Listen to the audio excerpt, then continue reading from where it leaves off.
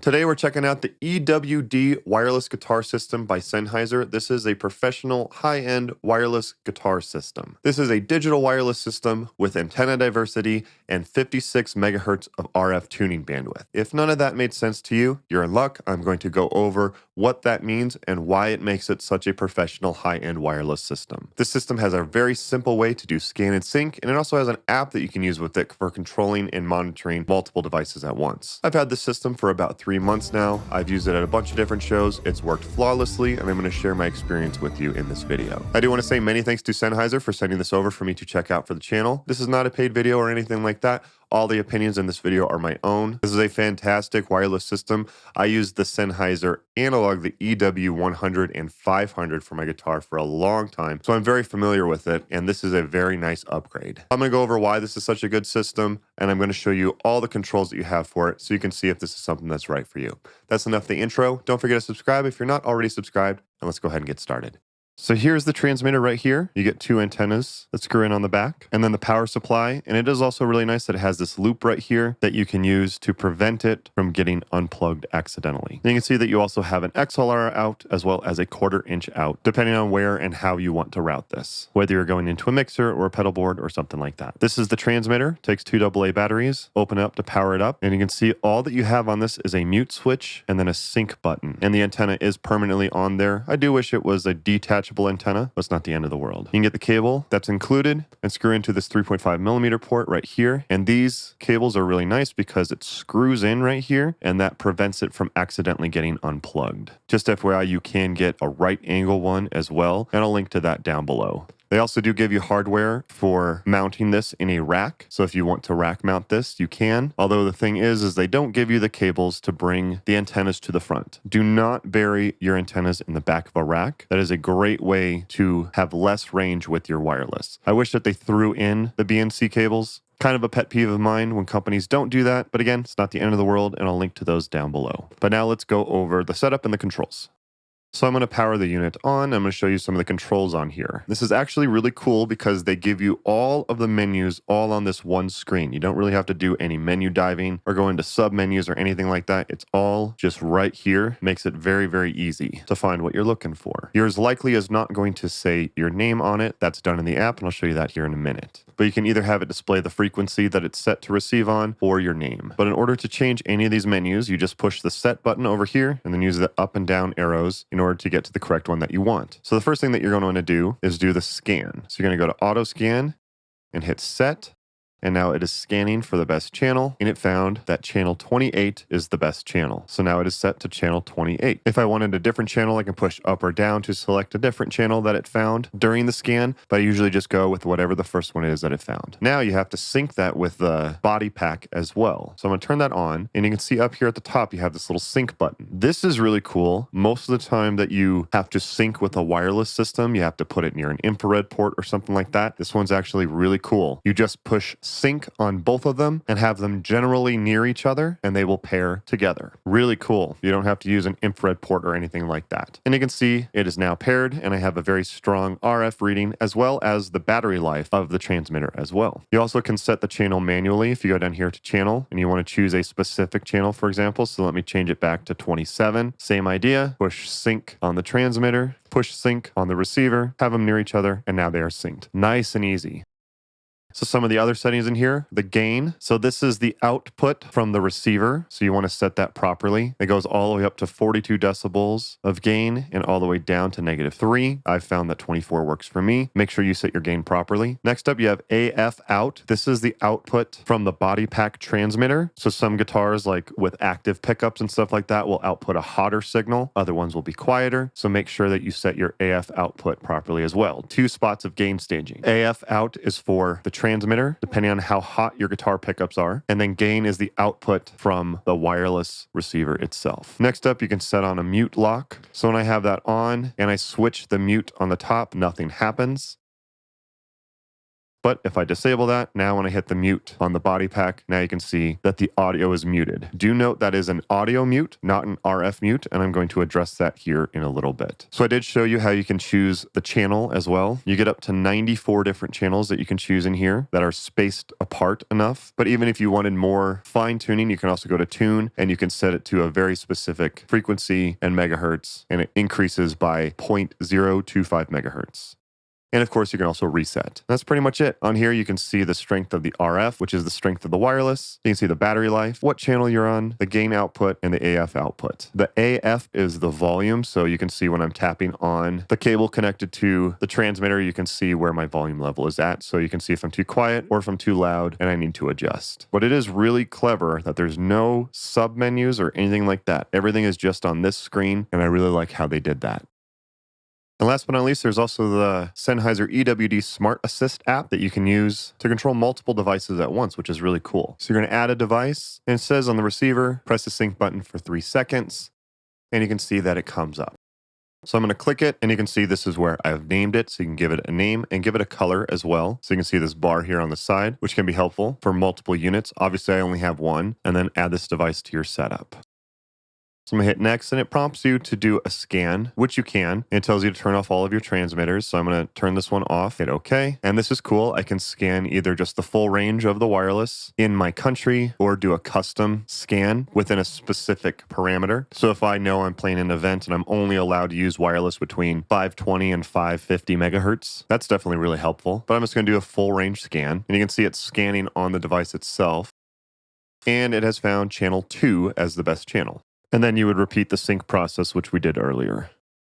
Now I can click Go to Dashboard, and if I have multiple devices on here, I could see all of them. So let's just click mine. You can see the battery life and a couple other things about it, but I can also change some of the controls on here. So I can lock the receiver and also mute lock the transmitter. I can also change the gain from here as well. So let me just put that up to 42, and you can see that changed on the device itself. Let me just set that back to 24. And you can also change the AF out as well. And you can see it reflects on the device itself. Pretty cool that you can do all of this from the app. You can also change the frequency manually as well. So you can see I set it to 528, and you can see, oh, it's because I have it locked. So let me actually unlock the receiver, and you can see it set it to 528.600. Let me set it back to where it was at 520.600. And you also can do the auto scan here as well. You can also do things like update the firmware and a couple of other things. But it's very handy that they have an app, especially if you're using multiple ones all at once. Might not seem that valuable since I only have one. I don't know if I personally would use it if I only have one, but can be really helpful if you have multiple ones. As far as the specs, we have 56 megahertz of tuning bandwidth to find a clear channel. I'll also go over that here in a little bit. So you have over 90 channels to choose from and 2,240 selectable frequencies as well. Frequency response is 20 hertz up to 20 kilohertz, which makes sense since it's a digital system. Battery life is 8 hours with AA's and 12 hours with some of their specific rechargeables. And the operating range is 328 feet line of sight. And I did test that, and I'll go over my results here in a little bit. And you only have 1.9 milliseconds of latency with this. If you're interested in any of the other specs, go ahead and pause the screen now. So what makes this such a high-end wireless system? So first of all, it is a digital wireless system. Now I know a lot of people are going, what, digital is better? There are so many misunderstandings of what digital wireless means. I have a whole video going over this in detail. Watch that video for full context, but overall, digital does a much better job at avoiding interference and finding a clear channel to transmit and receive on. It does that way better than analog systems. It also is much less noisy than analog systems as well. And you actually get a more accurate and more clearer tone using a digital wireless system. I think people think that digital must mean fake sounding or something because they think of MP3s versus vinyls or tube amps versus amp modelers and all of that stuff. But digital actually makes it sound more natural, as well as does a much better job at finding a clear signal and avoiding noise and interference. Again, watch my video to find out the full breakdown of why. And speaking of, the tone of this is fantastic. There is no loss in anything in there. If there truly is any loss in tone, it's so negligible you can't even notice it. I would go out of my way to say anyone who says that they truly can hear a difference with this wireless system is just trying to justify an expensive guitar cable purchase or something like that, this system sounds fantastic. One of the other things that it has antenna diversity. So you can see it has the two antennas here. Basically what antenna diversity means is like if this one loses signal, this one is here to pick it up, so it makes it even more reliable. And then third, it has 56 megahertz of tuning bandwidth. So that's just a fancy way of saying how many frequencies or the range of frequencies that the transmitter and receiver can find a clear channel on. Wireless has to communicate over certain frequencies. The more frequencies that you have, the better. The more likely it is that you will find a clear channel. I personally have always said if you have more than 40 megahertz of tuning bandwidth, and with more than 40 megahertz of tuning bandwidth, you should be pretty confident that your wireless is going to work, especially with the digital system, especially with antenna diversity. So if you have less RF tuning bandwidth, let's say you only have 12 megahertz, if you show up to a venue and everything in this frequency range is taken or used by something else, you're going to get interference and your wireless isn't going to work. So the more frequencies that you have, the better, because what channels are clear are going to vary from venue to venue. You might play one night and your wireless is working great, and then you go play another night on the same channel, your wireless cuts out if you don't scan or change that channel. The more frequencies that you have, the better. Over 40 megahertz of tuning bandwidth is definitely where you want to be for a high-end professional wireless system. This one has 56, so that's fantastic. But this system is going to be very, very reliable in almost all situations. I had zero problems at every single show that I used this at. Didn't get a single dropout. And just FYI, if you are finding this video helpful, do me a favor and hit the thumbs up button. It truly does help support the channel and feed the YouTube algorithm gods, and I would appreciate it. And consider subscribing if you want to see more videos like this in the future. So at the first show, I actually let my singer use this wireless system. It's hard to have a brand new wireless and let someone else use it, but it was at a show where they had an LED wall behind us. It was definitely a bigger stage, and my singer had kind of like the cheaper wireless stuff. So I was like, well, I'm gonna let him use this one so that it doesn't cut out while he's using it, because with some of the cheaper stuff, especially near an LED wall, those can cause interference. So I let him use it for that show, and it worked flawlessly, had no issues with it. And the second show I did, it was just a simple acoustic set. This was the smallest one, so that worked out great. However, at that show, what I wanted to do, I had the opportunity to do a quick range test. So this place that we played, the Wild Goose Saloon in Parker, Colorado, really fun place to play, but they have the main stage inside, and then they have the kind of like a patio stage outside. I went over to the main stage area where they had, their Midas board over there, and I plugged into that, and I wanted to see if the transmitter would still be picking up going through the building, through walls, through a bunch of people, and through doors. And I checked, and the RF meter and the AF meter were still picking up signal. So obviously it's a little bit weaker. You're not supposed to go through walls. Clear line of sight is always best with wireless, but I wanted to push this through this test. Pretty impressive that it was able to do that. So show 3, 4, 5, 6, and 7, all of them were all kind of smaller gigs. 4 of them were bar gigs, and 1 of them was a wedding gig. There wasn't anything like crazy going on with this. I wanted to keep using it just to see if there was something weird that happens. If I'm like, oh, watch out for this. This is a little uncomfortable with scanning or something, or a cable is weird, just keep an eye on this. Nothing came up. It was so easy to use. I'm constantly trying gear for this channel live all the time. Nothing stood out to me as something slightly different. It was all very easy to use. Show 8, I actually decided to do a range test at this one. I got there early enough, and I wanted to do a range test to see how this worked out. And I filmed it. I'm going to show you the results from it. So one of the things you don't want to do with wireless is you don't want to have a bunch of antennas right by each other. I go over this in my 5 common mistakes with wireless music gear, which is a video that is worth watching to make sure you're not making these mistakes yourself. But I had this system sitting right by another antenna. Again, I'm trying to stress test this to see how far it would go. And these are the results. Pretty impressive. There's the tent way over there.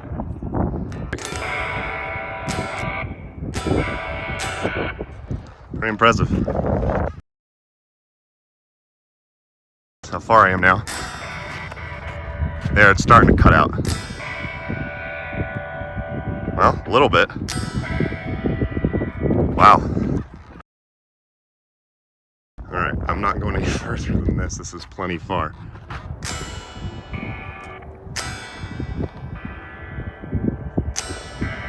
Wow. Still ringing out all the way. I can't even zoom in that far. Cutting out a tiny bit back here. That's about it.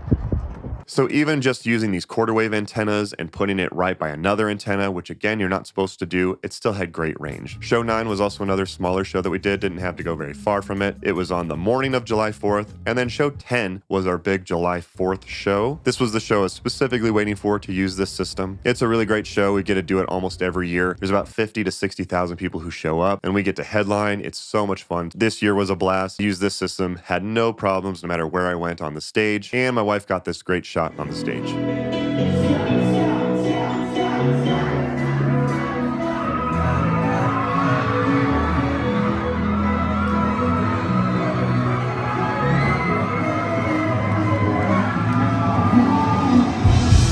And then here's another really cool one that she got with me doing a guitar solo with her other guitar player, Jake, as well.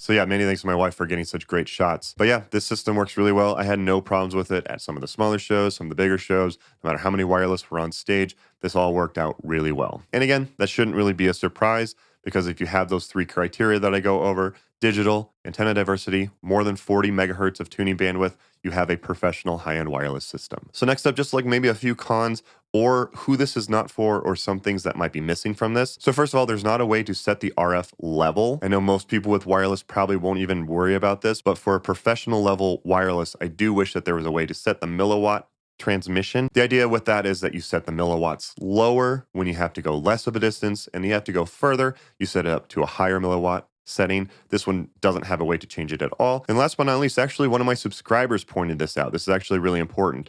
So when you hit that mute switch here on the top, when you mute that, it just mutes the audio, but it does not mute the RF. So what that means is that this system is still going to be transmitting on whatever frequency it is set to. The reason why you might not want that is if you have like two guitars. So some people will switch. They'll have this one on guitar A, and then they hit the mute, and then they go grab guitar B and unmute that and play, and they're set to the same frequency. So that way it's just a very quick changeover that you can switch guitars. You have two separate body packs, but it all goes to the same transmitter. The problem with having an audio mute is that it's still transmitting, so you actually likely will get interference because this is still transmitting that wireless signal. On the EW-100 and the 500, you do have a way to set the mute to either RF mute or AF mute. So this one only mutes the audio, which means that if you have two guitars, you actually have to turn this one off. And it's kind of annoying because you have to open this in order to turn it off. So it's not a very quick changeover. Just something to keep in mind. As far as pricing, as of the time of shooting, it looks like the standard price is $630. However, it looks like on the Sweetwater website, at least, they're currently on sale for just under $550, which is a great deal. It looks like that goes for another week. So I'll have links to purchase that down below if you are interested in checking it out. You might see that there are different bands, Q16, R16, R49, stuff like that. If you don't know how to pick the right band for you, I do have a video going over that, so be sure to check that out. They also do have specific batteries for it, for longer battery life. It's about $50 a battery, and you can also get a dual charging set with two batteries and the charging set for $150. All of that will be linked down below. And if you need even more features and more wireless range, there also is the EW-D-X, which I haven't used. Hopefully I get to use it sometime in the future, but you get a whopping 80 megahertz of tuning bandwidth, even more frequencies. You actually get two of them in a half U of rack space, which is really cool, but those are definitely going to be a bit more expensive, and I'll link that down below if you do need a really high-end wireless system. So a while back, I did a full buying guide of wireless going from the cheapest stuff all the way up to the highest end stuff. In that video, I reviewed the EW-100 and the 500 by Sennheiser. You can see where those rank in that video, but I hadn't used a digital Sennheiser system yet. So now that I have, I would put this one at the high-end professional wireless system. Although the EW-D-X is definitely an even higher one. So actually I would say that the EW-D goes at the high end, and then the EW-D-X goes at the pro level. Either way, this is a really high-end professional wireless system. If you're looking for a very stable, reliable, and usable wireless system, you can't go wrong with this system. It is fantastic. Many thanks to Sennheiser for sending this over for me to check out. If you do decide that this system is right for you, there are purchase links to purchase this down below. Just FYI, using those links is a free way to support the channel, and it doesn't cost you anything to use those links. If you do decide that this system is right for you, it's a good way to support the channel. Also, hitting the thumbs up button is a free way way to support the channel as well. Don't forget to check out my video on analog versus digital wireless. I think there's a lot of misunderstanding out there, and it's definitely worth knowing why digital is actually much better for wireless systems. And also an old video of mine, but still a system that I use to this day, is I have a portable in-ear monitor system by Sennheiser. I use one of the portable wireless that you clip onto like the back of a microphone, but I actually use that as my in-ear monitor rig. If you're curious on how that works, check out the video I did on that, and it's one that I travel with as well. You can check out both those videos by clicking the links on your screen now. Thank you guys again for watching. Don't forget to like and subscribe. Don't forget to follow me on Instagram at ScottUL Music. Thank you guys again for watching. Don't forget to like and subscribe, and I'll see you next time.